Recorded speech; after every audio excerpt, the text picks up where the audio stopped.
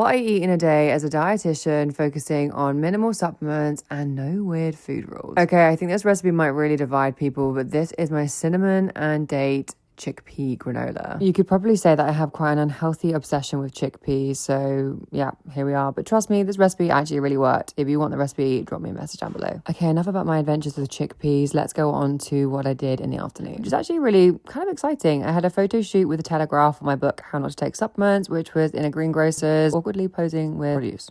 Then I came home just in time for lunch and I had this super speedy green salad, which is basically kind of like a freezer raid salad. So I had lots of different things from my freezer, threw it together with some orzo and a basil dressing. I'm telling you people, you should really be utilizing your frozen peas. They're super cheap and super versatile and they add a fairly decent amount of fiber and protein. Not enough to replace any protein in your dish, but definitely a nice addition. And that's some maths that I can get down with.